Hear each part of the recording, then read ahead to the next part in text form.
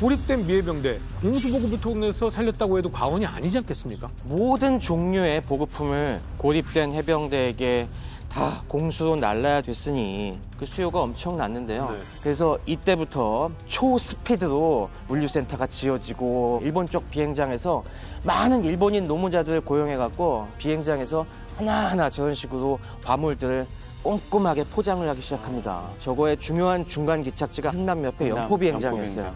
그러니까 일본, 한국 지역에서 입체적인 아주 동시다발적인 노력이 함께 이루어져갖고 드디어 이제 공중 보급이 가능해진 겁니다. 각종 보급품과 물자를 갖다가 그동안 한 1,580톤을 낙하산으로 투하할 수가 있어요. 엄청난데요, 진짜? 이렇게 낙하산 투하한 거 외에 하갈우리와 고토리에 닦아놓은 비행장으로 착륙해서 하역한 물자들도 적지 않습니다. 물자만 내려준 게 아니라 그 편에 다시 돌아올 때는 부상병을 실어 날아갔고 부상병도 4,689명이나 실어 날아올 수가 있었습니다. 저 이거 굉장히 의미가 크다고 봐요. 네. 지휘부가 우리를 버리지 않았다는 이런 시그널을 주는 게 굉장히 중요하고 살 수 있다. 네. 이 수송망을 적시에 잘 갖춤으로써 이 셔틀 시스템으로 1해병사단을 공수하고 구원하는 데 성공한 겁니다.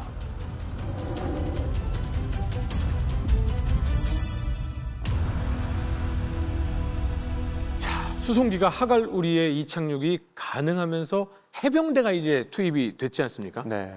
포위된 한복판으로 날아들어온 500명의 해병대원들. 사실 500명. 중공군이 포위한 건 사실 수만 명이었잖아요. 네. 대단한 것 같습니다. 사실 이들이 누구냐면 이제 미 본토부터 시작을 해서 우리 전우들이 저기 갇혀 있으니까 내가 가서 같이 함께 싸우겠다라고 해서 자발적으로 온 사람들입니다. 그러니까 저 때 보면 그 부상에서 바로 태어나자마자 막 지원해가지고 오고 굉장히 용감한 사람들이 많습니다. 그렇죠. 머릿속에 약간 떠오르는 건 막 에이트콩대 막 이런 느낌. 내가 간다. 네. 그러니까 이제 당연히 그 안에 하갈우리라는 사지에 갇혀 있었던 해병대원 입장에서는 우리 아군이 게다가 굳이 안 와도 될 사람들이 맞습니다. 온다는 거에 대해서 그러니까 우리랑 함께 싸우기 위해서 온다는 거에 대해서 엄청난 용기와 희망, 큰 힘이 됐던 거겠죠. 그리고 이제 그 당시에 해병대 전반적인 정신 상태를 좀 보자면 춥고 지치고 힘들었지만 전투 의지 사기는 정말 높았습니다. 뭐 그전에도 뭐 드라이스데일 특수임무부대 같은 경우는 비록 많은 수를 잃긴 했지만 300명이 밑에서부터 또 뚫고 올라왔잖아요. 네. 이제 그걸 보면서 안에 있었던 해병대원 같은 경우는 우리도 밑으로 뚫고 내려갈 수 있겠구나라는 희망도 가졌을 것이고 네.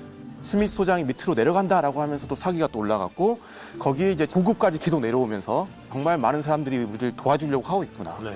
그리고 뭐 전 세계 언론, 특히 미국 언론에서는 이 전투에 엄청나게 많은 주목을 하고 있다는 것을 해병대원들도 알고 있었기 때문에 단순히 이건 해병대원으로서가 아니라 미국인으로서의 프라이드가 엄청났던 해병대원이었던 것 같아요.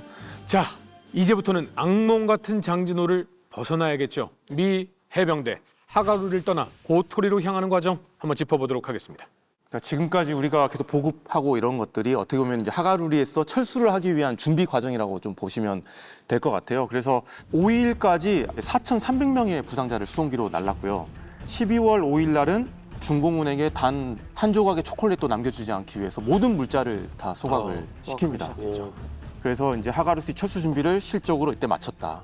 그리고 12월 6일 날 드디어 대망의 날이죠. 내려갑니다, 밑으로.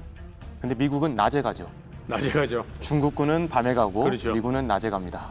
그래서 이제 순서를 7해병대가 앞장을 쓰고 이제 뒤에 어느 정도 뚫은 다음에 이제 5해병대가 따라가는 식으로 이렇게 가게 되는데 특징은 뭐냐면 결국 어쨌든 길로 갑니다. 도로변으로 따라가고 전차가 제일 앞장을 쓰게 됐고 보병과 차량이 이제 섞여 있는 그 종대가 뒤에 따르게 되고 제일 뒤에는 이제 또 호위대가 이렇게 따라가는 식으로 종대 대용으로 이렇게 내려가게 되는데 여기서 되게 특이한 점이 뭐냐면 항공기가 일정한 고도에서 계속 엄호하면서 함께 갔다는 겁니다. 그러니까 무려 100기 이상의 항공기들이 동시에 떠 있었어요. 그러니까 계속 날린 거예요. 근데 이게 가능한 게 뭐냐면 단순히 항공기지에서만 날라온 게 아니라 이 동해상에 거의 6척의 항모가 있었기 때문에 함재기들도 계속 날라와서 이 정도로 엄호를 해줄 수 있었다. 특히 이제 해병대 같은 경우는 자체적으로 항공대를 가지고 있을 정도로 평소부터 이제 합동성이라는 게 되게 좋았기 때문에 지상에 있는 이제 통제하는 관제 장교들하고 호흡도 되게 좋았어요, 공군하고. 그러다 보니까 공군이 사실적으로 여기서 캐스를 해병대원의 50m 앞까지 정확히 떨어뜨릴 수 있을 정도로 대단히 호흡이 좋았다. 그러니까 항공 지원의 덕을 정말 많이 볼 수 있었던 거죠. 그런데 문제는 중공군도 사실 이 시간만을 기다려 왔습니다. 그 혹한해 속에서 어떻게든 미군이 나오기를 기다리고 있었던 거죠. 그러니까 이동만 하기 시작하면 그렇죠. 그때 이제 차 우리가 매복하고 타이밍을 있는 상황이잖아요 지금. 맞습니다. 네. 미군이 탈출 작전을 할 시점에 구병단 사령관 숭수는 어마어마하게 열받아 있었습니다. 아니 유담리에서 하갈루까지 못 가게 어마어마한 전력. 매복 부대를 다 깔아놨는데. 아, 네, 그때 20군과 27군이 총동원돼 갖고 하갈루 이후 탈출하지 못하게 그렇게 공격을 펼쳤는데 실패했잖아요. 그래갖고 숭수는이 어마어마하게 화가 나갖고 야 하갈루리에선 절대로 빠져나가게 하면 안 된다. 이때 드디어 비장의 카드를 꺼내들게 됩니다. 이게 뭐냐면은 구병단에 3개군이 있었다고 했잖아요. 이제까지 20군과 27군을 투입했었습니다. 하나가 남았습니다. 하나가 남았죠. 26군이 아직 있었어요. 26군은 그동안 이제 후방에서 압록강 도하라든가 이런 걸 갖다가 책임지고 있었는데 장진호 지역으로 와 명령이 드디어 떨어집니다. 비교적 쌩쌩한 부대가 이제 들어가는군요. 네, 근데 이 문제가 뭐냐면은 이때 이 26군이 장진호 이 전선에서 약 한 80km, 90km 정도 후방에 있었습니다. 근데 중공군 하면은 행군 아니겠어요? 그렇죠. 그래갖고 숭수군 같은 경우는 야 80km 정도면은 야 38군은 14시간에 70km도 갔댄다. 그렇지. 하루 줄게 하루. 24시간 하루 줄게. 만에 와. 24시간 만에. 이걸 단순 산수 계산으로 했네요. 아 그렇죠. 이미 그쪽에서 대승을 거뒀다는 소식이 구병단에 들려왔으니까 우리도 뭔가 본때를 보여줘야 된다. 우리 주석계 자랑스러운 전공을 내세워야 된다라고 해갖고 야 하루 만에 80km 달려와서 내일 공격 시작한다. 빨리 와! 하고 했는데 문제가 발생하기 시작했어요. 발생할 수밖에 없네. 이런 혹한에 어마어마하게 추운 날씨에 길을 안내해줄 길잡이들도 거의 패스파인더 없었어요. 지도도 엉망이었어요. 워낙 여기가 험지다 보니까. 그러니까 막 그냥 대충 지도 보고서 가다 보니까 겨울에 눈 내리고 막 그러면은 길을 다 잊어먹기 쉽잖아요. 그래서 26군 소속의 사단들이 중간에 길을 막 잃고 헤매는 경우가 많았습니다. 그래서 이상한 데 빠졌다가 이 산이 아닌 게벼 하면서 막 또 이쪽으로 갔다 하니까 하루 만에 와야 될 게 거의 3일, 4일씩 걸립니다. 26군의 상황이 얼마나 처참했냐면은 그 3일 행군할 동안에 거의 한 3분의 1에서 반수 정도가 동상에 걸린 상태였거든요. 다들 녹초가 돼 있었는데 그래서 12월 5일 날 딱 도착을 했을 때 탈출의 가장 핵심적인 장애물 중에 하나가 하갈루리 동쪽에 있는 고지였습니다. 이걸 사실 이름 붙이기도 뭐하고 역사서에도 이스트 고지라고 하는데 거기가 문제가 뭐냐면 미군이 나오기 시작을 하면은 딱 그 고지에서 이 십자포와 퍼붓기가 좋은 곳이었어요. 그래갖고 미군은 용의주도하게 6일 날 아침에 공격을 시작하면서 7연대는 길을 뚫고 5연대는 가만히 뒤에 있는 게 아니라 너네가 고지를 공격한다 동시에.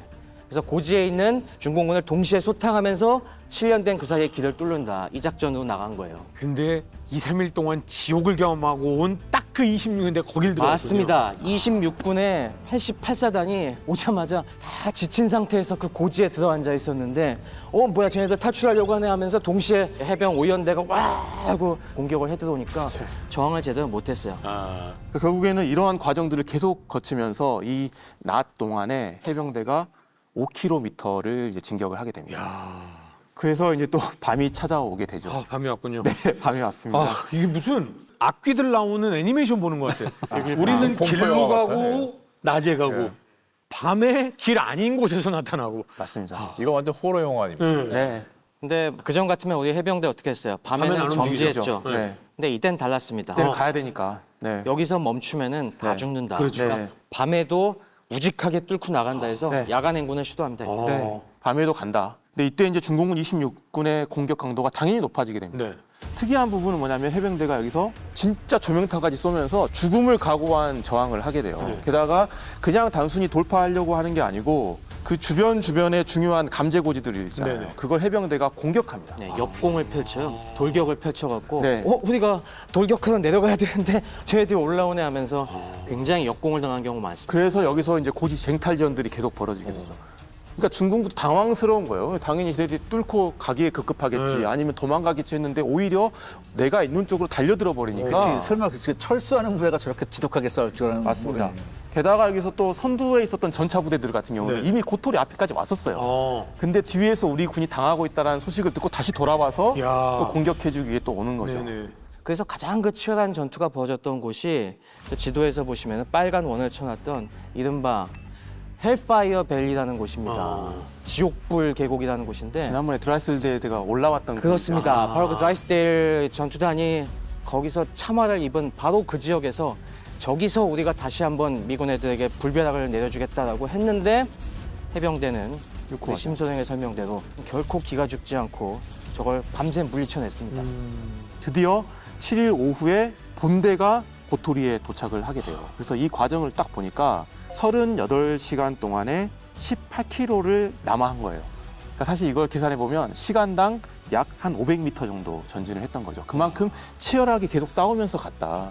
근데 그 과정에서 해병대 같은 경우는 한 660명 정도가 되는 사상자를 냈게 됐는데 이건 이제 큰 의미가 있습니다. 왜냐하면 드디어 고토리라는 거점에 모였네요. 모든 해병대원이 다 모였다. 1만여 명 정도가 집결을 하게 됐고 장지도 전투 이후에 처음으로 세계 연대가 여기서 딱 만나게 됩니다. 네. 이건 눈물을 흘렸을 것 같네요. 그렇습니다. 네. 근데 지금 보면 해병대가 탈출하는 것도 필사지만 중공군은 이거 만약에 탈출시켰다가는 병사들의 목숨은 목숨이지만 지도부도 싸그리 다 지금 보역을 치울 것 같으니까 무조건 막으려고 할 것 같거든요. 그러니까 구병들한테 내린 명령 네. 자체가 포위 선멸이었잖아요. 그렇죠. 해병대를 어떻게 놓치면 안 되니까. 그렇죠. 네. 이 당시에 숭순이 이 하갈고리 공격을 하기 전에 마오쩌둥에게 굉장히 희망적인 전문을 보냈었어요.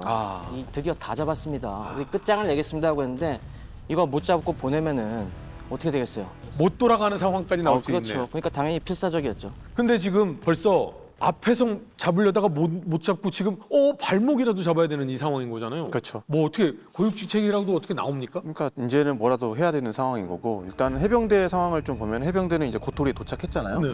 이제 흥남까지 이제 가야 됩니다. 네. 네, 흥남항까지는 아직 70km 정도가 더 남았어요. 근데 문제는 가는 길에 하나 이제 다리가 하나 있는데 수문교가 여기를 건너가야 돼요. 이게 우회로가 없어. 근데 여기가 지금 중공군이 폭파했다라는 이제 소식을 들은 거예요. 이게 바로 숭수른이 꺼내드는 마지막 카드라고 볼 수 있을 것 같습니다. 이걸 뭐 갖다 조금 더 우리가 입체적으로 이해하기 위해서 제가 위성 사진과 당시 사진들을 좀 준비해봤습니다. 네네. 저기가 저 맨 위에 제가 파란 원으로 친 네. 부분이 바로 고토리입니다. 네. 고토리에서부터 저희가 맨 오른쪽 아래가 진흥리예요. 네. 거기까지 내려가는 길이 저기 쭉 보이는 겁니다. 그리고 저기 왼쪽 중간에 보시면은 황초령이 있죠. 코너 이렇게. 네, 갑니다. 저기 보시면 산을 따라서 길들이 아주 작은 좁은 길이 네. 꾸불꾸불 계속 이어져 있잖아요. 네. 저 황초령을 넘어서 드디어 경사 급한 네. 이 함경산맥의 산 옆길을 내려가다 보면은 다 옆에가 깎아지는 절벽인데 그 절벽 가운데서도 저기 탁 튀어나온 부분이 있습니다. 저기가 장진강 수력 발전소의 큰 방수로 있잖아요. 그 방수로 밸브실이 있는 곳입니다. 바로 그 건물 앞에 다리를 놓은 것이 수문교예요. 한마디로 협곡이라고 보시면 돼요. 저거는. 저 밑쪽으로는 막을 수가 없네요. 그럼요. 네. 아주 깎아지는 절벽길이어서 저기는 발만 좀 미끄러지면 으악 하고 떨어지는 곳이고 우회할 곳이 없는 그러네요. 겁니다. 그러니까 저기는 만약에 어디 길 한 군데가 딱 끊기면 순간 그냥 갇히는 거죠. 그냥 갇혀서 다 죽을 수밖에 없는 그런 상황인 거예요. 수문교는 사실 양쪽 모두 중요한 걸 알고 있었어요. 네. 그래서 12월 1일 날 중공군이 한번 폭발을 시켰고 이때는 해병대 공병이 나무다리로 복구를 했었고 12월 4일 날 중공군이 또 폭파시킵니다. 근데 여기서 또 해병대가 이제 철교로 또 복구를 했어요. 근데 이제 진짜 가야 되는 그 상황에서 드디어 중공군이 또 한번 끊어버린 거죠. 저 부분의 간격이 8m가 넘게 생겼습니다. 그러면 여기는 무조건 지나갈 수밖에 없는 다리고 중공군은 이제는 뭐 기습이고 매복이고 아니고 그냥 전면전으로 여기 무조건 막아 이런 그렇죠. 상황이네요. 네네. 하지만 중공군에게 전략이 있었다면 미국에게는요 테크 날라지가 있습니다. 저기다가 모래포대나 뭐 이런 걸 쌓아서 우리가 전진할 수도 없는 그죠. 것이고 또 가장 큰 문제는 뭐냐면은 사람만 지나가는 거면은 가능해요. 트럭과 탱크가 있잖아요. 네, 저기 사진을 보시면은 저 옆에 기계실이 있기 때문에 사람은 저게 어떻게 뭐 널빤지만 넣고 아니면 뭐 저 기계실 통해서 가도 그죠. 통과할 수 있어요. 근데 문제는 뭐냐면 스미스는 그걸 거부하는 겁니다. 우리는 장비 다 끌고 간다. 중장비, 전차까지 우린 완벽한 철수를 해야 돼. 그러니까 복구해. 이런 명령을 내린 거죠. 그러니까 밑에 사람들이 그냥 이 정도 되면 우리 사람만 가도 되지 않나? 뭐 그런다고 우리 비난받지 않을 것 같은데 라고 했는데 하라고 하니까 이제 공병장교들이 미치겠는 겁니다. 그럼 어떻게 하지? 우리 정석대로 하면은 우리 저기 잘 놓는 다리 있잖아. 젖었을 때.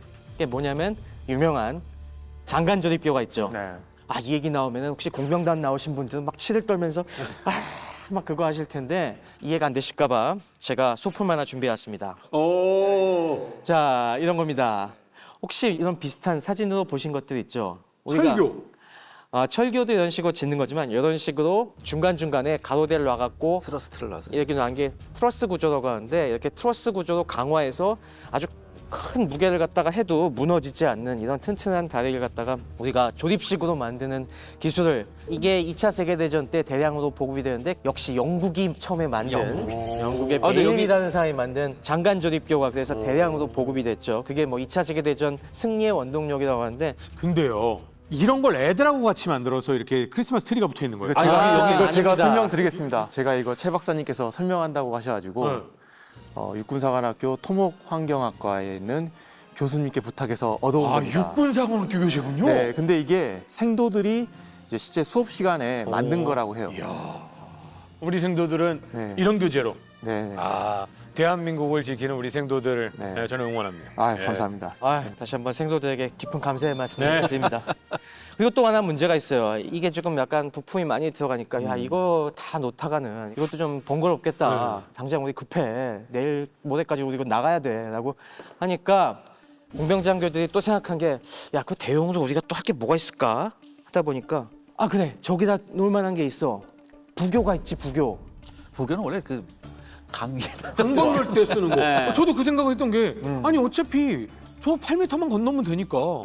원래는 부교가 훨씬 더 이런 장관 조립교보다 장비가 많이 큰 더 무거운 장비인데 공병장교들이 딱 생각했을 때 자 저기 부교 보시면은 부교가 어떻게 놓습니까? 저렇게 배를 띄워놓고 거기에 트랙을 2개 깔잖아요. 그래서 바퀴가 하나씩 저 트랙을 얹고서 쭉 가는 이런 방식인데 저런 방식으로 도접하는 방법이 있습니다. 배를 안 놓더라도 저 2칸만 깔면은 저 걸쳐놓으면 위에 되는구나. 전차가 올라가도 하중을 버틸 수가 있어요. 길이가 나온다는 거잖아요, 저 정도. 8m가 충분히 나온다. 그래서 저게 하나의 길이가 12피트짜리입니다. 12피트면은 3.6m잖아요. 2개를 직렬로 붙이면은 7.2m 정도 나와요.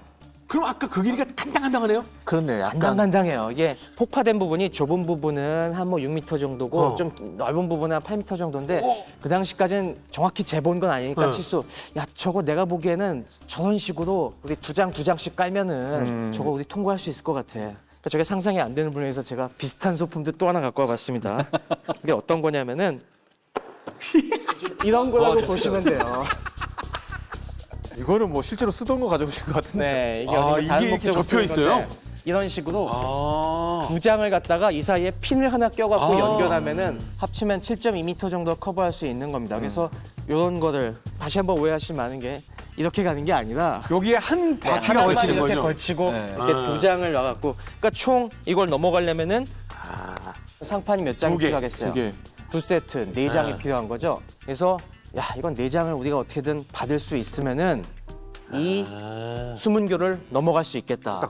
우리 카센터 가면 이쪽 바퀴 이렇게 올리고 이렇게 가잖아요. 맞아요. 그 그거예요. 느낌으로. 맞습니다.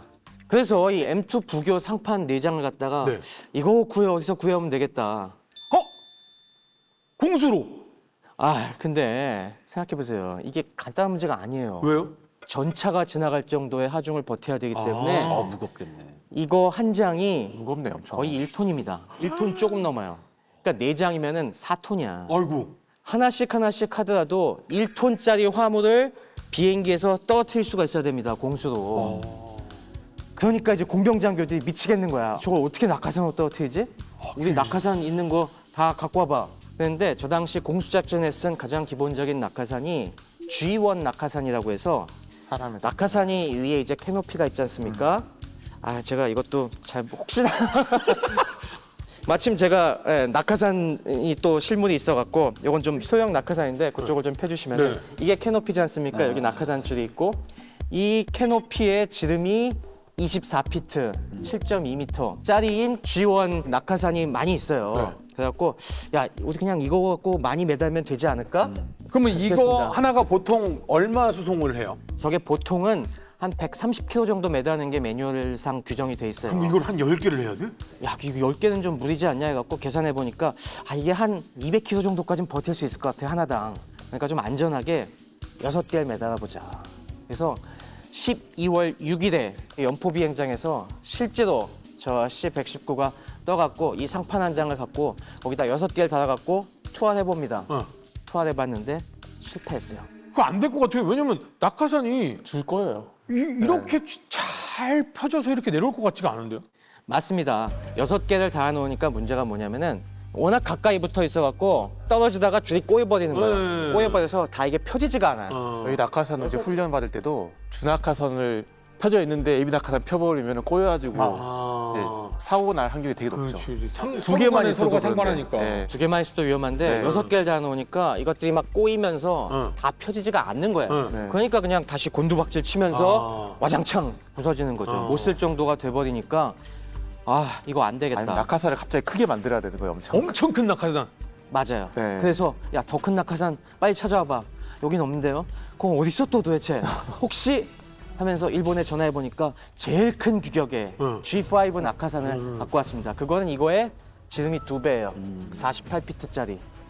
그러면 400km? 14m짜리를 했는데 야, 이게 14m 면 그래서 얘는 하나당 500-600kg 이상 한 700-800kg까지도 버틸 수가 있으니까 안전빵으로 2개 하면 그렇죠. 되겠네. 이거 하나는 불안하고 이거 2개 달면은 될 것 같다. 근데 이게 일본에서도 배송을 해와야 되니까 해외 배송이네. 네, 해외 배송까지 거기 들어가니까 문제는 시간이 부족해. 테스트 해볼 시간이 없어요. 당장 내일 투하해야 되는데 이거는 지금 투하 시간이 없다. 그래서 어떻게 하냐면 될 거야. 믿어보자. 믿음으로 가요? 네, 이거는 급박하니까요. 도저히 너무나. 네, 그거 시간이 없고. 네, 재고 따지고 할 시간이 없어갖고 해보자. 근데 투하 작전에서 낙하산 2개 정도는 원래 많이들 하던 네, 거죠. 네. 화물에 2개는 많이 매달아서 네. 떨어뜨리거든요. 그래서 안전을 위해서 혹시나 이제 중간 배송 사고 파손이 될 네. 수가 있으니까 안전하게 2배를 보내자. 아. 2세트가 아니라 4세트 8장을 투하시키기로 합니다. 아, 제가 이걸 어떻게 실감나게 설명할 수 있을까만이 고민했는데 네. 놀랍게도 네. 이 장면이 화면으로 남아 있습니다. 영상으로 있다고요? 영상으로 남아 있는 게 있어요. 하여튼 미국은 정말 이런 건 대단한 것 같아요. 보시죠.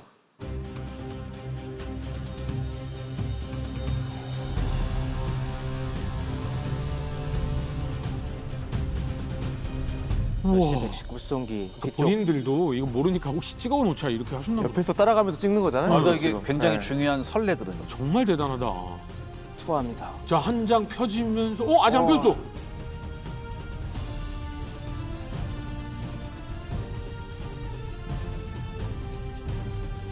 또 터트립니다. 와, 잘 펴졌다. 아, 네, 저 예. 깨끗하게 펴져갖고 지금 쫙 내려갔습니다. 진짜 이런 거 배워야 돼요. 근데 저 투하도 굉장히 어려운 투하였습니다. LP팀이 엄청 밑으로 내려갔네요, 진짜. 네, 저게 안전을 위해서 너무 높이 떨어뜨리면은 당연히 이게 멀리 어디로 가니까. 갈지 모르고 그렇다고 너무 낮으면 당연히 낙하산이 안 펴질 테니까 800피트 정도에서 투하기로 했는데 문제는 항상 지금 저 고토리 주변에도 중공군이 버티고 있습니다. 그렇죠. 그래서 어떤 사격을 당할지 모르니까 고도에 있다가 갑자기 800피트로 강하면서 딱 맞았을 때 120노트 속도에서 딱 떨어뜨리고 다시 슉 가야 되는 이 굉장히 고난이도의 투하 그럼 작전들이었는데 막 밑에서 총소리 들렸겠네요. 아, 그럼요. 저기서도 계속 구멍 뻥뻥뻥 뚫렸습니다. 그런데 이날 오전에 떨어뜨린 3개가 모두 무사히 낙하했습니다. 이야. 와, 성공. 그러면서 그날 오후에 나머지 5장도 떨어뜨렸습니다. 물론 그 중에 다 성공한 건 아니고요. 네. 한 장은 이제 중공군 이제 배치된 지역에 떨어졌고 하나는 아까 이제 화면에서도 보시다시피 낙하산이 안 펴져갖고 첫 번째 거 안 펴졌어. 안 펴져갖고 이제 바닥에 곤두박질 쳐서 손상이 됐는데 결과적으로는 6장, 3세트가 무사히 고토리에 떨어졌습니다. 4장이 필요했는데 2장 예비본까지. 네. 아, 정확했네요. 네, 그래서 이거 참 기적적인 일이 여기서도 성공을 했습니다. 근데 중공군은 이 철덩어리 뭐야? 쟤는 왜 먹을 건 안 하고 저 쇳덩을 떨치고 있지? 막 이러고 그런 생각했을 거예요. 자, 하늘에서 1톤이 넘는 다리가 떨어졌습니다. 이걸 들어야 되잖아요. 사람들이 막 달라붙어서 들어요? 부교 상판을 1톤이나 되는 부교 상판을 나르는 것도 사실 굉장한 일이에요. 저걸 몇 명이 달라붙어야 저걸 끙끙끙 트럭에 싣고 또 내리고 이거 엄청난 수고지 않습니까? 그래서 그만 생각만 해도 끔찍한 일인데 또 하나의 운이 있었습니다. 마침 이 고토리에 들어앉아 있는 공병부대에 저 조립교용 트럭이 있었어요. 근데 조립교는 없었는데 조립교용 트럭은 있었어요? 네. 신기하네. 전용 트럭이 4대가 있었는데 2대는 고장이 났고 그래서 2대가 아직 쓰는 상황이었는데 저 2대가 왜 중요한지는 딱 사진을 보시면 아실 수 있습니다. 저렇게 생겼습니다. 아. 저기 보시면은 그냥 트럭이 아니라 네. 트럭에 크레인이 크레인이 있어요. 저런 식으로 도교 상판 같은 걸 갖다가 크레인으로 싹 들어서 싣고 그대로 크레인이 딱 내려가면은 부교 자재를 딱딱딱 놓을 수 있는 아주 편리한 트럭입니다. 이거 영화를 만들면 욕을 먹을 만한 건데 사실. 근데 4개가 필요한데 2개씩 실을 수 있는데 2대가 남아 있어. 그러니까요. 그러면서 이제 드디어 복구를 하러 가야 됩니다. 문제는. 네. 하지만 중공군이 또 열받았습니다. 숭수군이. 아까 우리가 하갈고리에서 탈출할 때 물론 새로 도착한 26군이 주로 저지됐지만은 사실 그 전에 저지를 위해서 노력하던 20군 병력이 아직 남아 있었어요. 아, 탈진사 네, 하갈고리 남쪽에 버티고 있었던 게 58사단이었는데 58사단에게 갑자기 야 너넨 어디로 가냐면은 황초영으로 가라. 하갈고리 밑에서 역시 또 산 능선길을 따라서 산 타고 또 가야 되는 건데. 또 산 타고 밤새 행군을 해서 황초령에 들어앉습니다. 3개 연대 병력 저기 보시면은 딱 황초령 가는 길을 고개마다 양쪽 산을 떡 막고 있잖아요. 네. 저 정도 되면은 야, 저 좁은 통로에 양쪽에 3개 연대가 버티고 있어? 이거 끝장났네라고 생각할지 모르겠지만은 그러나 문제는 저기 말이 연대지 실제로는 1개 연대의 대대급도 아니에요. 1개 연대가 1, 2개 중대급 정도밖에 안 남아있어요. 거의 지금 그러니까 사실상 전멸 상태에서 지금 가서 막으려고 하는. 나머지는 다 동상 걸려서 지금 그 막 신음하고 있고 겨우 몸을 움직여서 저기 배치된 병력이 실제로는 몇 개 중대 병력밖에 안 되는 거예요. 그리고 저기가 고지가 얼마나 높습니까? 1000m 이상 되죠. 1200에서 1400m 오가는 그런 고지 위에서 막 오두를 떨고 있는데 12월 8일 드디어 고토리에서 탈출하기 전날 이날 밤에 어마어마한 추위가 몰아닥칩니다. 이제까지도 추웠는데 12월 8일이 그 정점이었습니다. 이날 미군이 고토리에서 온도를 기록한 걸 보면은 영하 40도까지 찍혔습니다. 근데 문제는 우리가 항상 책을 보다 보면은 항상 주의해야 될 게 단위를 조심해야 돼요. 네. 미국 쪽 자료들은 영하 40도라고 하면은 화씨입니다, 되게. 그렇죠. 그래서 화씨 영하 40도인데 재밌는 게 뭐냐면은 섭씨와 화씨는 이게 약간 좀 단위가 다르잖아요. 그렇죠. 스케일이 다른데 섭씨와 화씨가 딱 똑같은 지점이 하나 있을 거 아니에요. 네. 그게 바로 영하 40도입니다. 화씨 영하 40도는 섭씨로도 영하 40도입니다. 고토리가 영하 40도였으니 거기보다 더 높은 저 고지는 실제로 한 영하 45도 이하 떨어졌을 거예요. 눈도 많이 왔어요 그날 되게. 그러다 보니 어떤 일이 벌어지냐면은 이날 애써 포진한 58사단 병력 상당수가 얼어 죽게. 밤에 얼어 죽었습니다. 그 당시 뭐 사진 같은 거 좀 보면 그대로 얼어 있는 거 있죠, 사람이. 그대로. 그런 경우도 많이 있고 12월 9일에 그래서 아침부터 고토리 탈출을 위해서 미군이 고토리 진지에서 나와갖고 역시 황초령으로 가는 길 양쪽에 능선 따라서 고지부터 다 공격을 합니다. 거기 중공군이 포진해 있을 것 같아갖고 그래서 쭉쭉쭉 밀고 올라오는데 왜 이렇게 저항이 약하지? 올라가면 다 얼어 죽어 있고 그리고 또 역시 아까 얘기한 것처럼 함재기들이 아침부터 계속 와서 양쪽 고지를 계속 네이팜탄으로 때려댔습니다. 그래서 어떤 일까지 발생하냐면은 고지 중에 하나에 58사단 지휘소가 있었는데 사단 지휘소에 네이팜탄이 명중을 해버렸어요. 그래갖고 이때 사단 참모장까지 전사 폭사할 정도로 고지 진지에 있던 병사들 다 얼어 죽거나 동상이고 지휘부까지 폭사해버리는 바람에 애써 1개 사단이 배치돼 있었는데 이게 전혀 기능을 못하고 그냥 미 해병대에게 이제 속속속속 다 점령당하면서 황초령길이 확 뚫려버린 겁니다. 그러면서 의외로 이날 거의 저항을 받지 않고 결국에 그날 오후에 딱 드디어 수문교에 도착합니다. 그래서 이제 공병장교들이 딱 놓고 트럭이 딱 와서 자 놓자 이제 딱 놓으려고 봤는데 기계실이 저 안에 있다 보니까 저 앞에 딱 가서 보니까 야 저 안에 중공군 매복해 있을 것 같아. 그리고 저기 뒤에도 보면은 아까 저 절벽 사진 보시면은 그 옆에도 사실 조그만 그 움막 같은 가옥들이 있었겠죠. 그런 것들이 막 있으니까 야 저기 중공군들 많이 매복해 있을 것 같은데. 폭탄을 설치해놨을 수도 있고. 네, 그래서 1개 소대를 보내서 저 앞에 혹시 중공군 소탕해 하고 가는데 역시 넘어가 보니까 저쪽에 중공군이 떼거지져 있는 겁니다. 와 하면서 딱 했는데 중공군들이 역시나 와저를 떨면서 항복 이러는 거예요. 샤팩 있으세요? 약 50명 정도의 중공군이 있었다는데 그냥 무기력하게 손듭니다. 그러니까 이미 전의를 상실한 근데 거죠. 만약에 여기서 항복하고 포로가 됐으면 살 수라도 있는 거예요. 그렇죠. 네. 어. 그래서 이제 중공군을 소탕한 다음에 공병장교가 와서 자 이제 부겨놓자 딱 봤는데 뭐야 왜 이렇게 넓어? 아 8m야. 이게 다 넓은 게 아니라 이게 폭파가 이렇게 돼 있다 보니까 한쪽은 맞는데 한쪽이 약간 넓은 거야. 그래서 이거 그냥 놓으면은 이게 안 맞아요. 그래갖고 막 그때부터 또 난리가 난 겁니다. 그래서 막 보니까 다행히도 당연히 저희가 기계실이 있다 보니까 주변에 나무 침목 같은 것들이 어디 많이 쌓여 있는 것들이 있어서 야 저거 밑에 받치면 되겠다. 근데 일손이 부족한 거야. 그 포로들. 야 니들 우리 좀 도와줘라. 야, 일하면 먹을 거 준다. 뭐 이런 거죠. 이거 도와주면 잘 해줄게라고 하니까 놀랍게도 중공군들이 순순히 도와줬다고 합니다. 그래서 중공군들이 막 그 침목 같은 거 날라갔고 큰 구멍 밑에다가 밑에 저렇게 침목이 놓여 있는. 나무를 갖다가 쌓아놓고 그 위에 두 세트를 놓으니까 딱 맞아요. 맞는 딱 겁니다. 맞았어요. 밑 양쪽 발판까지 놓으니까 겨우 맞아갖고 드디어 중장비들도 안전하게 건널 수 있는 이 환경이 12월 9일 오후 3시 30분에 완료가 되었습니다. 그러니까 참 천운이 함께했네요. 네, 맞습니다. 진짜 사갈우리에서 탈출할 때부터 쭉 보시면은 수많은 운이 겹친 네. 거예요. 그러니까 저 침묵을 댈 수 있는 것보다 30cm만 더 벌어졌으면 못 되는 거잖아요.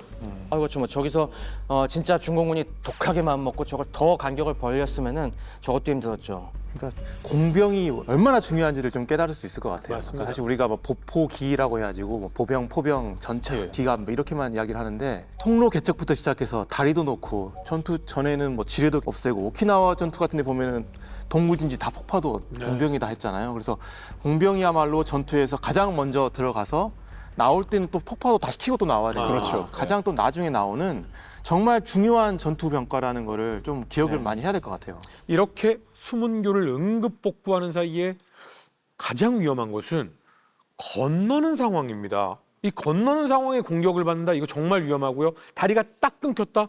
그럼 병목현상 지체돼 있는 상황에 공격받으면 정말 위험하잖아요. 이거 해병대 대비해야 되는 거 아닙니까? 그러니까 해병대는 이제 한참 우리가 숨은 게 어떻게 놓을까 막 계속 고민하고 있는 상황 네. 속에 이제 고토리에 있었잖아요. 근데 그냥 손 놓고 있었던 건 아니고 아 수문교는 만들어지겠지 우리 공병 믿는다라고 생각하면서 내려갈 준비를 계속 하고 있었습니다. 이게 이제 12월 8일 상황이거든요. 근데 이제 흥남으로 내려가려면 아까 말씀하셨다시피 황초령을 이제 넘어가야 되는데 황초령을 잘 통과를 하려면 반드시 여기를 어떻게든 잡아야 되는 고지가 또 하나가 있었습니다. 그게 이제 황초령에서 저 지도 보시면은 800m 정도 떨어져 있는 1081고지예요. 네, 저는 수문교에서 더 내려간 곳입니다. 네. 그러니까 저기를 반드시 확보해야지 내려갈 수 있는 거고 중공군도 저기를 우리가 장악하고 있으면 상대방이 황초령 넘는 거를 막을 수 있다라고 생각해서 소수의 부대가 이미 여기를 장악을 하고 있었습니다. 그래서 본대가 이제 움직이기 전에 미리 여기를 확보를 해야 하기 때문에 뭐 스미스 소장 입장에서는 미리 정찰대를 보내기도 했고 또 하나는 결국 처음에 올라갈 때부터 각 거점별로 이제 병력을 다 놓고 갔잖아요. 근데 저기 밑에 보면은 진흥리에 1해병대 1대대가 주둔해 있었어요. 네. 내인을 시켜가지고 너희가 우리 마중 좀 나와야 되겠다. 우리는 내려갈 테니까 너희가 올라와서 미리 저 1081고지를 확보해놔라 라는 이제 명령을 하게 됩니다. 근데 이제 아까 말씀하셨던 중공군도 여기에 중요성을 알고 있었기 때문에 추가 병력을 계속 이제 보내고 있는 네. 이제 그런 상황이었던 거죠. 이날은 아까도 설명했지만 너무 춥고 눈이 너무나 많이 오는 그런 상황 속에서 이제 해병 1대대가 진흥에서 올라오잖아요. 근데 눈이 많이 오다 보니까 항공 지원을 받지는 못했어요. 그리고 낮에 이제 기동을 해야 되는 상황인 거잖아요. 그러니까 정말 어떻게 보면 중공한테 피해를 안 입고 최대한 은밀하게 가기 위해서 산악 행군을 합니다. 네, 산으로 올라가는데 더 놀라운 것은 107mm 중박격포를 들고 와요. 예. 저 고지를 공격하기 위해 우리도 화력이 필요하다. 4.2인치가 그냥 4.2치 그렇죠. 이거를 그렇죠. 거의 엄청난 들고 이렇게 와서 거의 이제 밤 다 될 무렵에 고지 턱 밑에까지 이제 도달을 하게 됩니다. 그런데 그날 밤에 이제 공격을 못했고 그 턱 밑에서 이렇게 기다리고 있는 과정 중에 다음날 아침 되면 공격해야지라고 네. 하고 있는 사이에 중공군이 이제 해병대들을 공격을 해오죠. 근데 중공군도 계속 네네. 지친 상황이어서 거센 공격은 아니었고 이제 공격이 실패를 하게 됩니다. 그리고 날이 밝았습니다. 이제 12월 9일인데 이날은 다행히 이제 날이 맑았어요. 그래서 공준 지원이 가능해졌던 네. 거고 이날 이제 본대가 고토리에서 출발을 합니다. 그러면 결국 거기 밑에 와 있던 해병대대 같은 경우는 본대가 여기를 통과하기 전에 어떻게든 이 고지를 점령해야죠. 네, 확보를 해야 되는 상황인 거잖아요. 그래서 이제 공준 지원과 함께 그 다음에 본인들이 가지고 있는 이 화포와 그 다음에 또 위에서 먼저 선발대도 내려오면서 야포, 박격포 지원을 계속 해줍니다. 그러니까 어찌 보면 저기 안에 있는 중공군은 사면에서 거의 포위된 형국이 되는 거죠. 십자포를 받는 거예요. 네, 십자포를 받으면서 포위된 상황에서 안 그래도 지금 전투력이 떨어져 있는 상황 속에서 오래 버티지 못하고 결국에는 포기를 하게 됐고 이게 어떻게 보면 되게 극적일 수 있는 게 본대가 도착하기 5분 전에 1081고지를 확보를 하게 됩니다. 그러니까 그러면서 제가 거듭 말씀드리면 이런 식으로 영화를 만들면 욕을 먹어요. 아 맞죠. 예. 근데 그 맞아요. 행운이라는 것은 준비된 자에게만 찾아옵니다. 맞습니다. 준비되지 않은 맞아요. 자에겐 절대 행운이 찾아오지 않습니다. 맞습니다. 결국 이 마지막 부대가 11일 오전 2시, 그러니까 밤에 이 수문교를 통과를 했고 다 통과한 이후에는 다시 어렵게 만들어 놓은 수문교를 폭발을 이제 시키게 됩니다.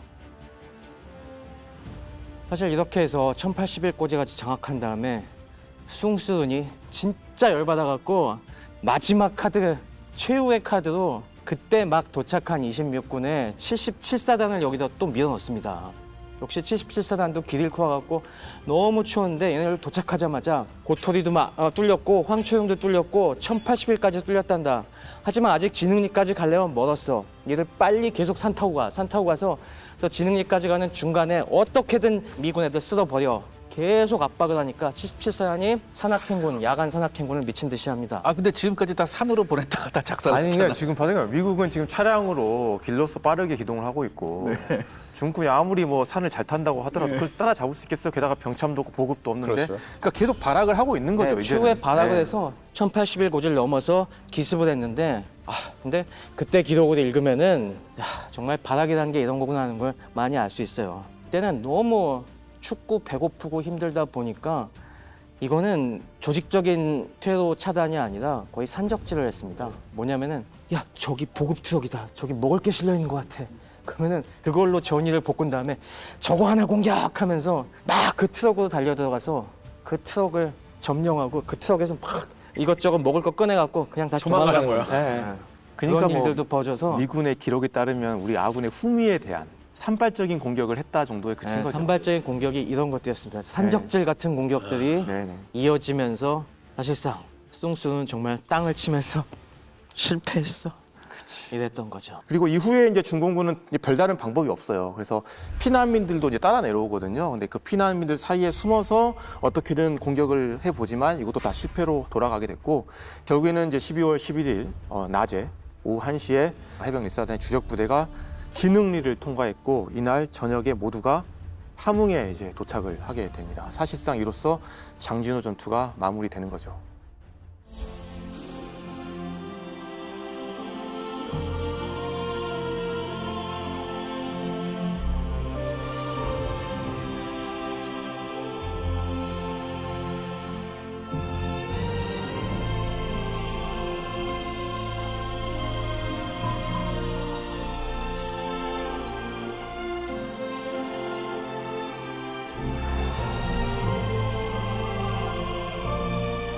중국, 미국 두 나라 모두 장진호 전투에 엄청난 의미를 부여하고 있는데 이걸 포아이즈의 시선으로 한번 살펴보도록 하겠습니다. 그냥 겉으로 봤을 때는 중공군은 이제 해병 1사단을 쫓아냈고 미 10군단 같은 경우도 퇴각을 시켰기 때문에 그냥 승리했다라고 볼 수도 있을 것 같아요. 근데 이제 꼼꼼히 보면은 중공군 이제 구병단의 목표 자체가 해병 1사단을 섬멸시키는 거였는데 거기에는 이제 실패를 했잖아요. 또 사실 중공군은 더 나가서 10군단까지도 포위트로 차단해서 어떻게 보면 섬멸하기를 원했었는데 뭐 그거는 택도 없었던 그렇죠. 경우죠. 그래서 오히려 해병대가 중공군의 병력을 자기 쪽으로 계속 흡수를 시킴으로써 나머지 10군단 병력들이 무사히 철수할 수 있게 만들어줬다, 여건을 만들어줬다라는 점에서 사실 중공군이 어떤 작전 목적상 놓고 봤을 때는 실패했다라고 볼 수 있습니다. 근데 거기 더 큰 건 뭐냐면 누가 더 많이 죽었습니까? 제가 그러니까 구병단이 네. 엄청나게 인명손실을 냈죠. 그렇죠. 예, 예. 이 구병단이 이후 공세에 한동안 참전을 못합니다. 그러니까 미 해병대 1개 사단을 격파하지 못해가지고 병단 전체가 나가 떨어져 버린 겁니다. 그러니까 구병단 여기서 한 50% 정도의 손실을 봤거든요.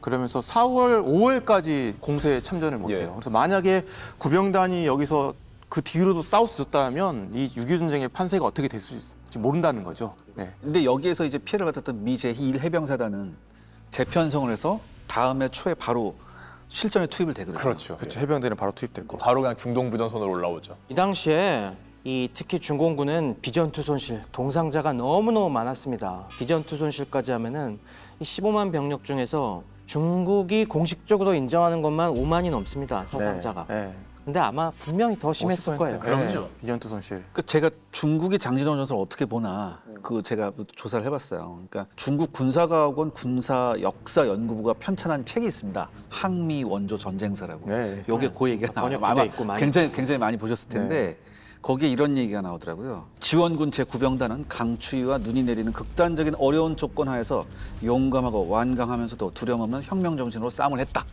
10여일을 주야로 싸운 결과 미 해병 1사단과 미 제7사단 일부에게 선멸적인 타격을 가했으며 적에게 총 13,916명의 인명 손실을 입혀서 동부전선의 난국을 타게 했다라고 했어요. 반면 요 당시에 이게 이 책에 나온 게 아마 90년대 요쯤에 나왔을 텐데 네. 요 당시에는 뭐라고 기술했냐면 자신들의 피해에 대해서는 인민지원군은 79사단의 피해가 다소 있었다. 전투 손실 2,297명, 동상으로 인한 비전투 손실 2,157명 이렇게 기술을 해놨습니다. 근데 이제 요거에 관한 거는 이제 그 이후에 나온 사료가 또 있으니까 이 시각이 조금 바뀌었는데 그럼에도 불구하고 지금 중국이 여전히 가지고 있는 시선은 뭐냐? 영화도 나왔잖아요. 최근에 장진호라는. 와서 더 장진호한테 예. 정치적인 의미를 엄청 부여를 했죠. 이 책 자체도 장진호 전투란 얘기가 없어요. 뭐라고 하냐면 장진호 지구에서의 미군을 섬멸했다고 나와요. 네. 예.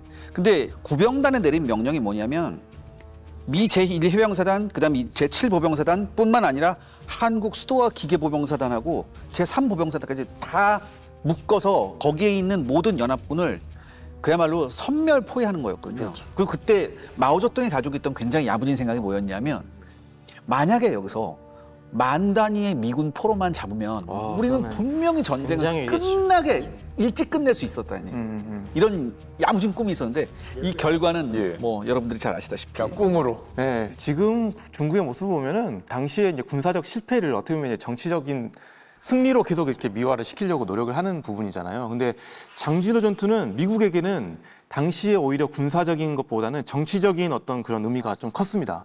그러니까 왜냐하면 해병대의 선전이 미 언론이나 전 세계에 계속 이제 보도가 되고 또 주목을 하면서 당시 서부전선에서 이제 미 8군의 실패가 어느 정도 이제 가려졌거든요. 그러니까 자칫 여기서 잘못되면은 완전히 이 전쟁에 대한 패배주의가 이뤄가지고 미국이 더 이상 싸우지 못하고 한국을 포기할 수 있는 그런 상황까지도 있었었는데 사람들이 보면서 해병대가 저렇게 열심히 싸우는데 저 영웅담을 막 보면서 아, 우린 역시 할 수 있구나. 역시 우리는 잘하는구나. 힘내야지. 약간 이런 식으로 미군인들에게 계속 뭔가 싸워야 된다는 의지를 심어줬던 게 한편으로는 장진호 전투의 정치적인 그 당시에 의미가 있었던 거죠. 사실 저는 예전에는 장진호 전투가 너무나 유명한 전투였기 때문에 이건 좀 너무 미화된 전투가 아닌가 원래는 그런 생각을 우리 했었어요. 쪽으로요? 네, 우리 쪽으로서요. 그래갖고 그 전부터 장진호 전투는 자료가 많았거든요. 책도 많고. 그쵸, 그래서 엄청 처음에는 많죠. 네. 이건 그래도 좀 너무 미화시킨 게 아닌가 싶었는데 그래도 꼼꼼하게 읽어보니까 진짜 가슴을 뭉클하게 하는 부분들이 많이 있더라고요. 하나하나의 수기가 눈물 없이는 볼 수 없는 장면들이 되게 많아요. 진짜 저 추위에서 어떻게 싸웠을까 하면서 장진호께도 인정이라고 생각했는데 그때도 문제는 뭐였냐면은 중공군이 어떻게 싸운지에 대한 건 굉장히 모호했어요. 이게 뭐 90년대, 2000년대, 2010년대쯤에 중공에서도 책들이 많이 나오기 시작했어요. 그게 우리나라에도 많이 들어오고. 그래서 원문을 보다 보니까 또 생각을 달리 먹었습니다. 이게 진짜 대단한 기적이었구나. 네. 중공이 저는 너무 추워서 허투루 싸운 줄 알았는데 진짜 중공군도 치열하게 결사적으로 숭수론의 어마어마한 압력에 떠밀리면서 정말 처절하게 싸운 걸 알면서 막으려는 중공군. 하지만 거기에 기세에 눌리지 않는 미 해병대들의 이 정신을 다각도로 우리가 한번 곰곰이 씹어봐야 될 진짜 전쟁사에 남을 위대한 전투였구나 하는 생각을 다시금 했습니다. 그래서 뭐 세계 3대 동계전투사에 남는 것 같아요. 그러니까 여기 보면은 중국의 한계가 잘 나타나는 전투인 것 같아요. 그러니까 특히 서부전선에서의 중공군의 성공과 좀 비교를 해보면 여기서 어떻게 보면 아까 말씀하신 대로 중공군에게 제대로 된 포병만 있어도 상황이 아마 달라졌을 거예요. 미군은 중국이 오는 거를 뻔히 어디로 올지 다 알 수밖에 없어요. 왜냐하면 중국은 당연히 미국이 있는 그 고정된 진지로만 공격을 하는 거거든요. 근데 할 수 있는 게 인내전술밖에 없다라는 거죠. 게다가 추위와 보급난까지 더해지니까 서부전선에서 중공군이 보여줬던 유연성이나 맞아요. 아니면 기습, 어디로 올지 모르는 기습 이런 게 안 통하는 거예요. 그냥 뻔히 어디로 올지가 정해져 있는 거거든요. 그래서 거기서 중국군은 어떻게 보면 본인들이 가지고 있던 장기 혹은 술적 요소를 살릴 수 없었고 미군은 반대로 가지고 있는 장점을 극대화시킬 수 있었던 거죠. 화력이나 이런 부분들을. 그 차이가 한마디로 네. 이 중공군의 가능성과 한계를 동시에 보여주죠. 맞습니다. 네. 여기에서의 더 무서운 얘기는 사실 하나가 이 남아있죠. 정도면 핵전쟁이 시작이 될 수도 있는 거 아닙니까? 신문 헤드라인이 다 미국 원자폭탄 사용 고요 예. 뜨고 전 세계가 "헉, 핵전쟁이 나는 거야 라는 이런 화들짝하면서 예. 난리가 났는데 이 핵무기를 그러면은 어디에 써야 되는지도 논쟁거리였어요. 오히려 그게 더 큰 문제 같아요. 네. 예. 이 시기에 가장 급박한 화두는 어느 선에서 중공군의 남진을 막아설 것인가. 중공군의 공세가 어디까지 계속될지 도저히 감이 안 잡히니까 C라인과 D라인을 이제 따라 만드는데 사실 가장 큰 공포는 상상력이거든요. 아, 그렇죠. 지금 정보의 실패입니다. 지금 완벽한 이거는. 평양에서 내려온 숫자가 약 한 20만 명 정도가 이때 피난을 왔다라고 이야기를 해요. 지금 보는 이 사진이 사실 많은 거를 암시해 주는 것 같아요. 저게 대동강 철교입니다. 파괴된 상황에서 어떻게든 저걸 넘어오려고 저 며칠 동안 5만 명이 저걸 넘었습니다. 끊어진 다리를 건넌 거잖아요. 네. 어떻게 보면 전쟁의 아픈 부분을 사실 이 피난민과 그다음에 이제 민간인의 피해로 너무나 우리가 잘 볼 수 있지 않을까라는 생각이 좀 듭니다.